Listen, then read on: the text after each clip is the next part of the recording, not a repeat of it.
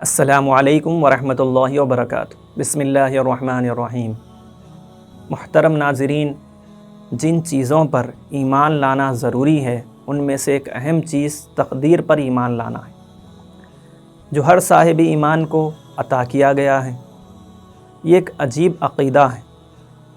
کئی لوگ کئی اعتبار سے طرح طرح کی غلط فہمیوں میں صحیح بات کو نہ سمجھنے کی وجہ سے مبتلا ہو جاتے ہیں۔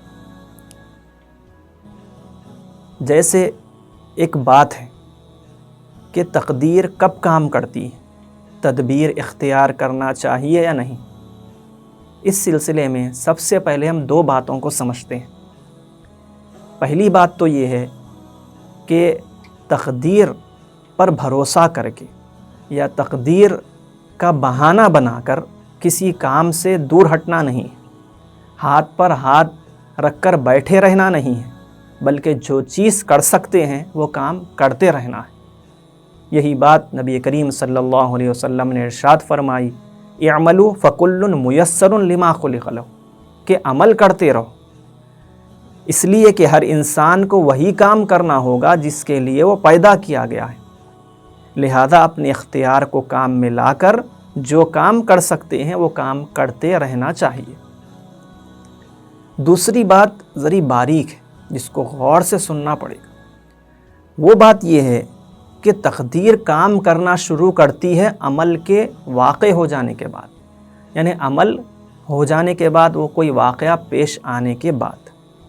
اب کوئی واقعہ پیش آیا، آپ نے کوئی کام کیا، پلاننگ کر کے کام کیا، تدبیر اختیار کر کے کوئی کام کیا، آپ نے جیسا سوچا تھا وہ کام ویسا ہی ہو گیا تو پھر تو الحمدللہ، اور اگر جیسا سوچا تھا ویسا نہیں ہوا تو پھر یہ کیا ہوا، کام اب نقصان آپ کو اٹھانا پڑا، تو پھر وہاں پر ہوگا انا للہ و انا الیہ راجعون۔ آیت کا بھی مطلب یہی ہے کہ جو کچھ ہیں اللہ تعالیٰ کی طرف سے آئے ہوئے ہیں، اللہ ہی کے لیے ہیں، اور اللہ ہی کی طرف ہم کو لوٹنا ہے۔ اسی کو کہتے ہیں رضا بالقضا، قدری خیرہ و شرہ، کہ اچھی اور بری تقدیر سب کچھ اللہ کی طرف سے ہے۔ یعنی مطلب یہی ہوا کہ واقعہ پیش آ گیا، اس کے بعد آپ نے جو کرنا تھا، جو تدبیر اختیار کرنی تھی، جو پلاننگ کرنی تھی آپ نے کر لی۔ اس کے بعد آپ کی سوچ سمجھ پلاننگ کے خلاف کوئی بات پیش آئی تو پتہ یہ چلا کہ اللہ کا فیصلہ ہے، تقدیر میں یہی لکھا ہوا تھا، اس وجہ سے ایسا ہوا۔ اب یہاں پر یہ بات سمجھنے کے بعد اب یہ بھی ایک چھوٹی سی بیچ میں ایک بات یہ سمجھنا ہے کہ مثال کے طور پر میں نے ایک 10 روپے لگا کر ایک کام کیا، وہ کام میں نے سمجھا کہ مجھے اس کے 100 روپے ملیں گے، لیکن ہوا ایسا کہ میرے وہ 10 روپے بھی بچ گئے اور 100 روپے بھی جا کر 1000 روپے کا مجھے فائدہ ہو گیا۔ تو وہاں پر تو ہم یہ نہیں سوچتے کہ ایسا کیوں ہوا، ہم یہی وہاں پر سوچتے ہیں کہ مقدر میں اتنا ہی لکھا تھا، اللہ تعالیٰ نے میرے پیسے بچا لیے، یہ بھی بچ گیا وہ بھی بچ گیا، الٹا مجھے نفع ہو گیا۔ سمجھ لیجئے 10 روپے لگا کے 100 روپے سمجھے تھے، 10 کی سے ہمیں 10 روپے لگ گئے، لیکن 100 کی جگہ ہمیں 1000 روپے کا نفع ہو گیا، مثال کے طور پر۔ تو جیسا ہم فائدے میں یہ سوچتے ہیں ویسے ہی نقصان بھی اگر ہو گیا تو وہاں پر بھی یہی ہے کہ مقدر میں جو تھا وہ لکھا ہوا تھا، لیکن اب یہاں پہ کیا ہے، انا للہ و انا الیہ راجعون پڑھنا ہے۔ تو خلاصہ اتنی بات کا یہ ہوا کہ ہر قسم کی تدبیر اختیار کرنا ہے کام کے پیش آنے سے پہلے۔ کام کے پیش آ چکا ہے، اگر وہ مصیبت کوئی آ گئی تو پھر اب وہاں پر انا للہ ہونا ہے۔ اس بات کو، اس عقیدے کو ہم ایک واقعے سے سمجھتے ہیں۔ حضرت عمر فاروق رضی اللہ تعالیٰ عنہ کا زمانہ ہے، آپ ملک شام کا سفر کرنا چاہتے ہیں، سفر میں نکلتے ہیں، راستے میں پتہ چلتا ہے کہ ملک شام میں خطرناک طاعون کی وبا پھیل چکی ہے۔ وبا کی شدت اتنی زیادہ تھی، تاریخ کی کتابوں میں ملتا ہے کہ ایک اچھا بھلا آدمی بیٹھے بیٹھے کچھ گھنٹوں میں وبا لگتے ہی فوت ہو جاتا تھا۔ چنانچہ حضرت ابو عبیدہ بن جراح رضی اللہ تعالیٰ عنہ جو اسی وبا میں شہید ہوئے تھے، جہاں پر اردن میں ان کا مزار ہے، اس کے اطراف ایک قبرستان آباد ہے جو ایک بڑی تعداد صحابہ کی وہاں پر مدفون ہے۔ خیر، حضرت عمر رضی اللہ تعالیٰ عنہ راستے میں رک گئے، لوگوں سے مشورہ کیا، مہاجرین سے انصار سے مشورہ ہوا، دونوں طرح کی رائے آئیں کہ جانا چاہیے، بعض نے کہا نہیں جانا چاہیے۔ پھر قدیم سے جو صحابہ تھے ان لوگوں نے مشورہ دیا کہ نہیں جانا چاہیے، آخرکار فیصلہ ہوا کہ نہیں جانا چاہیے۔ حضرت ابو عبیدہ رضی اللہ تعالیٰ عنہ کو پتہ چلا تو آپ نے کہا کہ اے عمر، اب فرارم من قدر اللہ، کیا تم اللہ کی تقدیر سے بھاگتے ہو؟ آپ کہنا یہ چاہتے تھے کہ کیا جب موت آنا ہے تو آنا ہے، مدینے میں بھی آ سکتی ہے، شام میں بھی آ سکتی ہے، تو بھاگ کر جانے کی کیا وجہ ہے؟ پلٹ کر جانے کا کیا مطلب ہے؟ کیا تم اللہ کی تقدیر سے بھاگ رہے ہو؟ تو عمر رضی اللہ تعالیٰ عنہ نے جواب دیا، نعم نفر من قدر اللہ الی قدر اللہ، ہاں ہم اللہ کی تقدیر سے اللہ کی تقدیر کی طرف بھاگ رہے ہیں۔ مدینے میں آ کر رہنا یہ بھی اللہ کی تقدیر ہے، اور شام میں جا کر رہنا یہ بھی اللہ کی تقدیر ہے۔ پھر آپ نے ایک مثال سے اس عقیدے کو، اس سوچ کو، اس فکر کو بیان کیا کہ ایک وادی میں ایک چرواہا اپنے جانوروں کو لے کر گیا۔ وادی کے ایک طرف ایک کنارے پر اچھا سرسبز ہے، اچھی گھاس ہے، اور دوسرے طرف سوکھا ہے۔ تو اب وہ چرواہا اپنے جانوروں کو اس ہرے سبزے میں لے کر گیا وہاں چرانے کے لیے۔ تو اب اگر وہ یہاں پر بھی لے کر جاتا تو وہ بھی اللہ کی تقدیر تھی، ان کا مقدر تھا، وہ اس نے ان کو اچھی جگہ پر لے کے گیا تو یہ بھی ان کا ہی مقدر ہے۔ تو جس طرح ایک چرواہا اپنے جانوروں کو اچھی جگہ چرانے کے لے کے گیا تو وہ قابل تعریف ہے، اسی طرح میں بھی اپنی قوم کو اچھی جگہ پر جب لے کر جا رہا ہوں، ان کو تکلیف سے بچا رہا ہوں، ان کو آرام پہنچانے کی کوشش کر رہا ہوں، تو یہ بھی قابل تعریف ہے، قابل مذمت نہیں ہے۔ یہ گفتگو اجتہادی طور پر ہو رہی تھی، ہر آدمی اپنی ذہن اور اپنی سوچ اور سمجھ کے اعتبار سے یہاں پر اس مسئلے کو سمجھنے کی کوشش کر رہا تھا۔ تبھی حضرت عبد الرحمن بن عوف رضی اللہ تعالیٰ عنہ وہاں پر پہنچتے ہیں اور کہتے ہیں اس مسئلے کا حل تو میرے پاس موجود ہے۔ ایک موقع پر نبی کریم صلی اللہ علیہ وسلم نے ارشاد فرمایا تھا کہ جب تم سنو کہ کسی ملک میں وبا پھیلی ہے تو وہاں مت جاؤ، اور اگر تمہارے ہی ملک میں یعنی تم جہاں رہتے ہو وہیں پر وبا پھیل جائے تو وہاں سے مت بھاگو۔ عمر رضی اللہ تعالیٰ عنہ نے جو سوچا تھا اس کے موافق یہ بات حدیث شریف سے بھی پتہ چل گئی، تو عمر رضی اللہ تعالیٰ عنہ نے عبد الرحمن بن عوف رضی اللہ تعالیٰ عنہ کا شکریہ ادا کیا اور مدینہ منورہ واپس تشریف لے آئے۔ محترم ناظرین، اس سے یہی بات پتہ چلی کہ جو کام بھی ہم کرنا چاہتے ہیں وہ کام کے لیے جو تدبیر اختیار کرنا ہے وہ کریں۔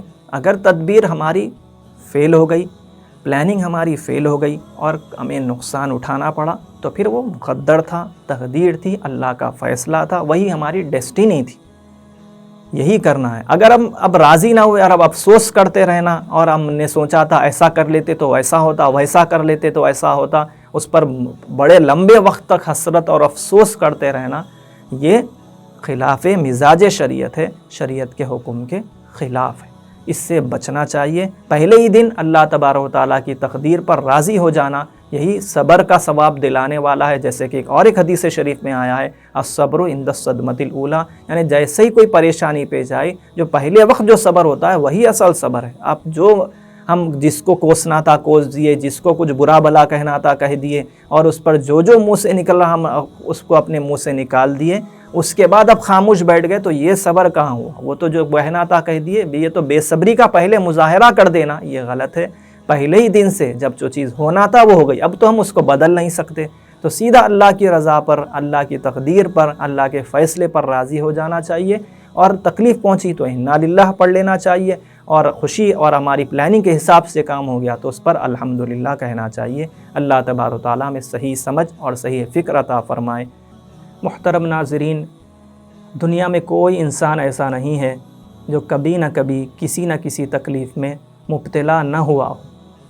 کوئی گھر کی وجہ سے پریشان ہے، کوئی گھر والوں کی وجہ سے پریشان ہے، کوئی عارضی چھت کی وجہ سے پریشان ہے، کوئی بیماری سے پریشان ہے، کوئی قرض سے پریشان ہے۔ ہر انسان کسی نہ کسی پریشانی میں کسی نہ کسی وقت ضرور رہتا ہے۔ اب وہ کوئی وقت کا بڑے سے بڑا ولی ہو، یا گزرے ہوئے زمانے میں کوئی پیغمبر ہوں، یا پھر وقت کا بادشاہ ہو، یا پھر معمولی سے معمولی انسان کیوں نہ ہو، کیونکہ یہ اس وجہ سے ہے کہ اللہ تبارک و تعالیٰ نے اس دنیا کو رنج و غم، راحت و سکون، دھوپ اور چھاؤں دونوں کے ساتھ رکھا ہے۔ اور یہ ایک ایسی بات ہے، ایک کامن سی بات ہے، ہر کوئی انسان اس بات کو مان سکتا ہے، جانتا ہے، مانتا ہے۔ لیکن یہاں سب سے پہلے ایک سوال یہ پیدا ہوتا ہے کہ جب ایک ہی قسم کی تکلیف دو لوگوں کو آ رہی ہے، ایک انسان اچھا سمجھا جاتا ہے، ایک انسان برا سمجھا جاتا ہے، تو پھر ہم یہ کس طرح فیصلہ کریں گے کہ اچھے انسان پر بھی وہی تکلیف آ رہی اور برے انسان پر بھی وہی تکلیف آ رہی، تو پھر دونوں میں اچھا کون ہے اور برا کون ہے؟ اس بات کو سمجھنے سے پہلے ہمیں یہ دیکھنا ہے کہ اصل میں تکلیف، مصیبت، پریشانی کی دو قسمیں ہیں. تبھی ہم یہ فیصلہ کر پائیں گے کہ یہ ٹربلز جو ہیں یہ مرسی ہے یا پنشمنٹ ہے، یہ جو مصیبتیں ہیں یہ اللہ کی رحمت ہے یا عذاب ہے. تو اس بات کو سمجھنے سے پہلے ہمیں کیا سمجھنا ہے کہ تکلیف، مصیبتوں اور پریشانیوں کی دو قسم ہیں. پہلی قسم وہ ہے جو اللہ کا عذاب ہے، اللہ کا غصہ ہے اور اللہ کی ناراضگی کی دلیل ہے.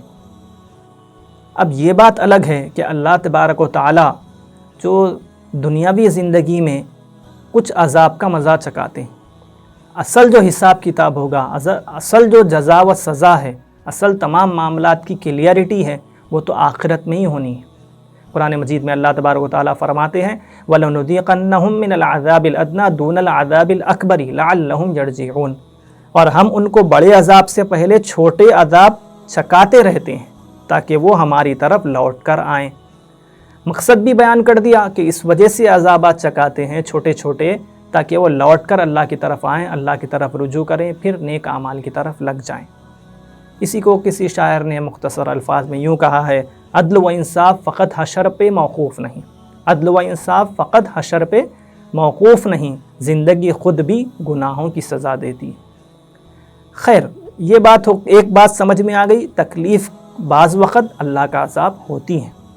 اور دوسری بات یہ ہے کہ تکلیف بعض وقت اللہ تبارک و تعالیٰ اپنے بندوں کے درجات کو، ان کی پوزیشنز کو اونچا کرنے کے لیے، ان کے درجات کو بلند کرنے کے لیے بھی بھیجتے ہیں.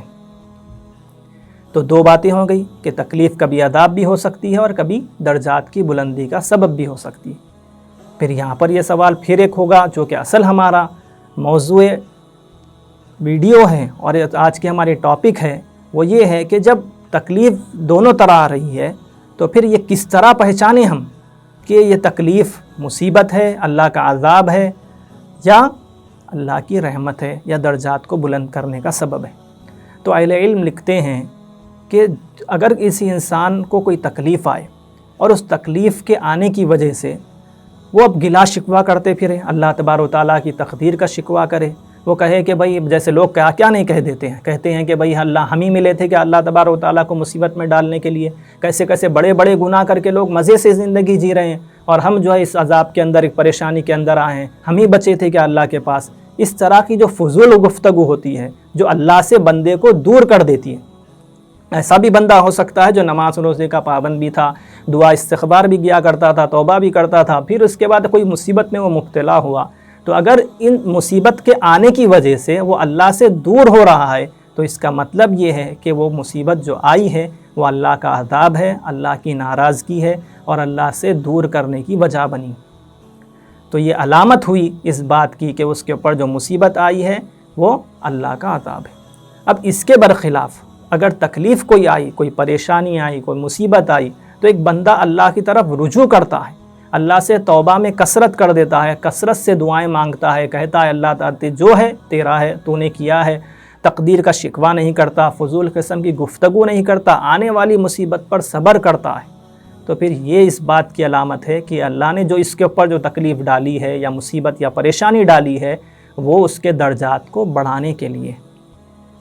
اور جیسا کہ ایک مشہور ایک روایت ہے جو کہ سند کے اعتبار سے ضعیف ہے لیکن معنی کے اعتبار سے صحیح ہے، اللہ کے نبی صلی اللہ علیہ وسلم نے ارشاد فرمایا اذا احب اللہ عبدا صب علیہ البلاء صبا، کہ جب اللہ تبارک و تعالیٰ کسی بندے سے محبت کرتے ہیں تو اس پر مصیبتیں اور آزمائشیں آتی ہیں. بلکہ روایت میں یہ بھی آتا ہے کہ فرشتوں نے پوچھا یا اللہ آپ کا یہ پسندیدہ بندہ ہے، آپ اس کے اوپر کیوں مصیبتیں بھیج رہے ہیں؟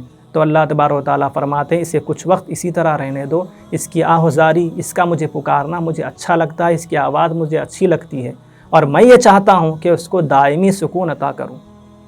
محترم ناظرین، یہ بات کلیئر ہو گئی کہ مصیبتیں ہر طرح کے انسان پر آتی ہیں. مصیبت آنے پر اللہ تبارک و تعالیٰ کی طرف رجوع کرنا یہ اچھے بندوں کی علامت ہے اور اس مصیبت کا صحیح صلہ پانے کا ذریعہ ہے. اب شیطان تو یہ نہیں چاہتا کہ اللہ تبارک و تعالیٰ سے آپ قریب ہوں، تو لامحالہ وہ خیالات ایسے ذہن میں ڈالے گا کہ آپ اللہ تبارک و تعالیٰ سے اس مصیبت کی وجہ سے، اس پریشانی کی وجہ سے دور ہو جائیں. لوگ یہ کہہ دیتے ہیں کہ جب اللہ تبارک و تعالیٰ موجود ہے تو پھر مصیبت پریشانی آ کیوں رہی ہے؟ یہاں یہ بات بھی کلیئر ہو گئی کہ مصیبت اور پریشانی کو لانے کا مقصد یہی ہے لعلہم یرجعون، تاکہ بندہ اللہ تبارک و تعالیٰ کی طرف رجوع کرے، شیطان اور نفس کے مکر و فریب میں نہ آئے، جتنا ہو سکے جس زاویے سے ہو سکے جو بھی ہو رہا ہے وہ اللہ تبارک و تعالیٰ کی طرف سے ہے۔ اب مصیبت کے لانے کا مقصد یہی ہے کہ ہمارا ریئیکشن کیا ہوگا، ہمارا رد عمل کیا ہوگا۔ جو بندے نیک ہوتے ہیں، جتنے انبیاء کی اولیاء کی آپ زندگی اٹھا کر دیکھیں گے، قرآن مجید میں جن جن کا تذکرہ ہے، سب کا یہی عمل ملے گا۔ جتنی سخت مصیبت آئی اتنا سختی کے ساتھ، اتنا شدت کے ساتھ وہ اللہ تبارک و تعالیٰ کی طرف رجوع کرتے تھے، اس سے اپنی توجہ کو حاصل کرنے کی کوشش کرتے تھے۔ اللہ تبارک و تعالیٰ ہمیں صحیح سوچ اور صحیح سمجھ عطا فرمائے، اور شیطان اور نفس کے مکر و فریب سے ہماری حفاظت فرمائے، ہر قسم کی آزمائشوں سے اور مصیبتوں سے بھی ہماری حفاظت فرمائے۔ اخیر میں درخواست یہ ہے کہ ویڈیو کو لائک کریں، شیئر کریں، اور ہمارے چینل زاد مسلم کو سبسکرائب کریں۔ کسی اور ٹاپک پر کوئی اور ویڈیو بننی چاہیے تو کمنٹ سیکشن میں کمنٹس کر کے ضرور بتلائیں۔ جزاکم اللہ خیر۔